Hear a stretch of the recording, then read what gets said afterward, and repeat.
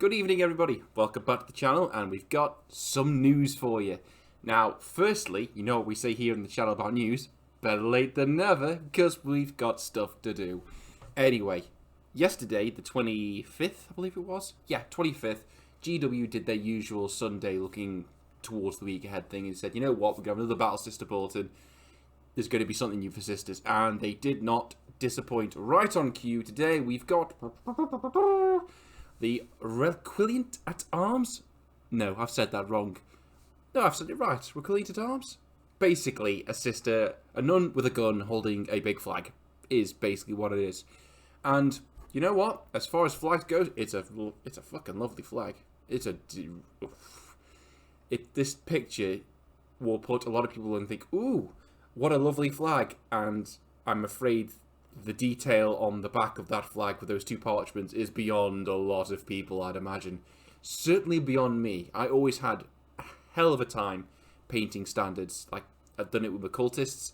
Standards on them are super simple. It's basically like a turned worm in the middle of a plain background. This is not that. Much more complicated. So, reading the blurb. Blah, blah, blah, blah. Battle Sister Bulletin. The position of Reliquant at Arms is typically given to a long-standing members of the Ordo the Order Britannicus, the holy protectors and reclaimers of the thousands of artifacts covered by the Adeptus Sororitas. Basically, these are the people that hold on to all the relics, all the shiny stuff that, you know, makes all the sisters more powerful. And this standard is no different, I'd imagine. This lovely girl is probably going to be juicing up all the sisters around here. Now, like I said, the things I love about this model are the actual standard itself. The standard, it's like the model is not so much the person holding the standard, it's the standard being held by the person. That's what this model is all about. The standard is what draws your eye. It's like, it's over 50% of the space available on the model, technically, as far as like flat real estate goes, if that makes any sense. It's what draws your eye, so it's going to be the most important part. Now, the armor of the sister, lots of robes, lots of jewelry, studded leather, all that good stuff you'd come to expect from sisters that are being released now. The updated sort of range, really leaning to that sort of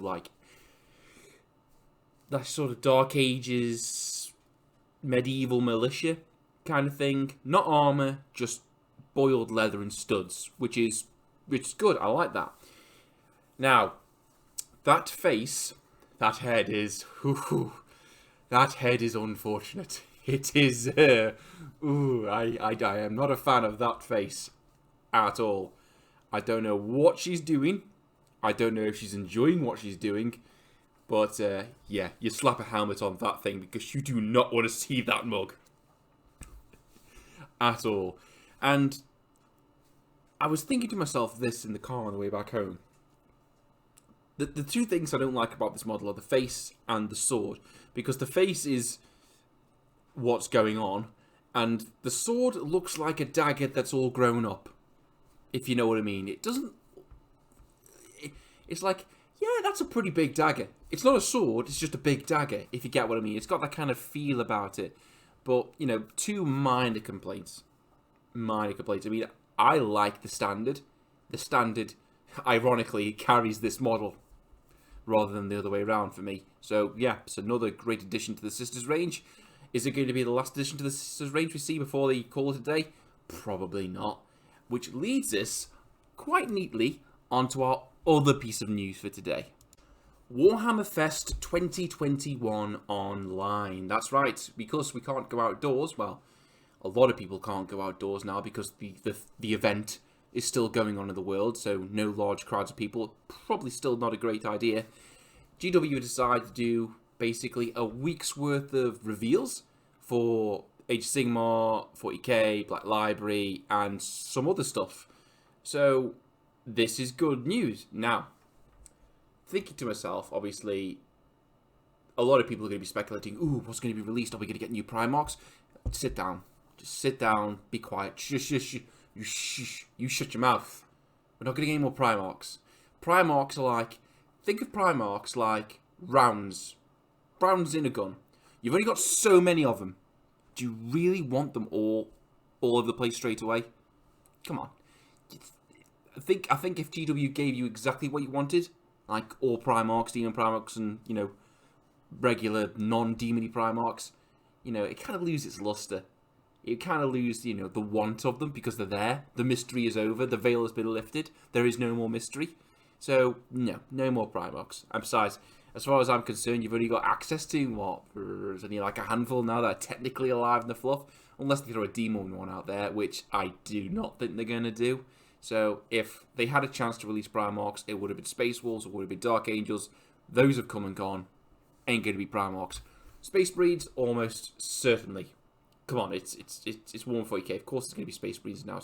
It's probably going to be a new Lieutenant with a enlarged crotch piece, which gives it a 2-up feel no pain save because it's got a force field in it. Probably. Or something ridiculous like that. Something that'll make people throw their wallets at their screens and go, take my details, take my bank details, shut up, take them all. Now, what I'm looking at this for is because of the back of what's happened recently with Cursed City, the cynic in me, the horrible cynic in me, is saying, wow, you know, they're just going to do this to draw focus away from all the shitty stuff they've been doing. True enough, probably. I would probably hazard a guess they've already planned this out before that happened. But then again, you know, according to people we speak to, they knew about Cursed City 6 weeks in advance. But yeah, that's by the by. I'm wondering if, because I think they're going to be doing some shit on Twitch. You could tune in on the Warhammer community from the 3rd of May to see all the reveals as they happen from 6 PM onwards to catch them live on Twitch. So, is this going to be like the other previews where they have, obviously, the gentleman there doing all the, you know, ooh, look at the shiny, while the guys in Twitch chat are like going, wow, that's amazing, and why don't you do this, why don't you do that? Are they going to do the same thing? Because I bet you if they do, there's going to be a few unpleasant questions asked in Twitch, unless there's some way to vent it about, you know, Cursed City and what the fuck. Could be, could not be, but Monday we've got Age of Sigmar, Tuesday we've got 40k, Wednesday Black Library, Thursday Boxed Games. I don't know, is that, are they going to release more standalone box games? Be kind of interesting. Friday the 7th, more 40k, and Saturday is going to be the mystery one. So, okay, I'm going to put my tinfoil hat on, and what am I going to suggest or think might happen? Age of Sigmar, no idea, probably a dragon, because fancy. 40k, orcs, they're mean, they're green, and everyone loves them. And they've been teased, so yeah, definitely orcs. We've had a teaser for Genestealer Cult. Well, it's not been officially said it's Genestealer Cult, but come on, that's a Genestealer Cultist arm. So we could see Genestealer Cult. I think the latest image was Aldari, because it had like the Spirit Stone set in it, so we might get Aldari. I reckon we're going to get a big Xenos sort of showcase on this one. Definitely orcs.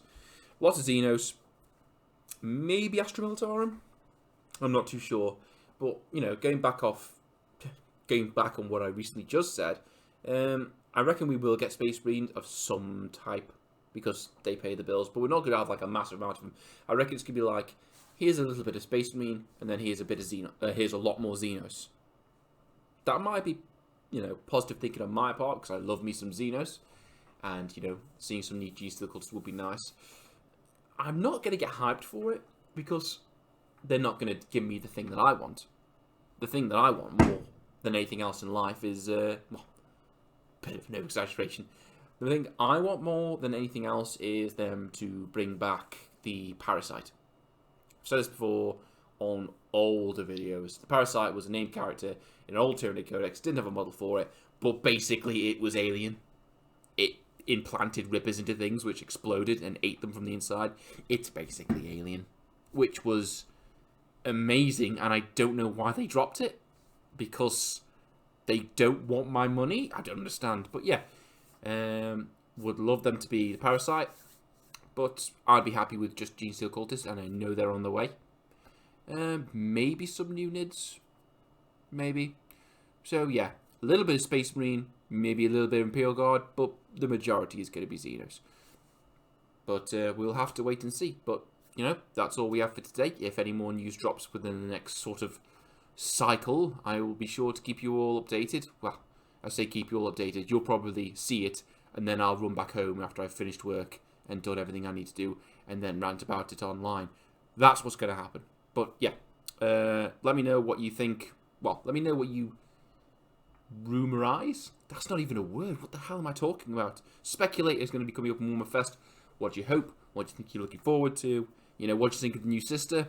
Do you like the face? I'm sure there are some people.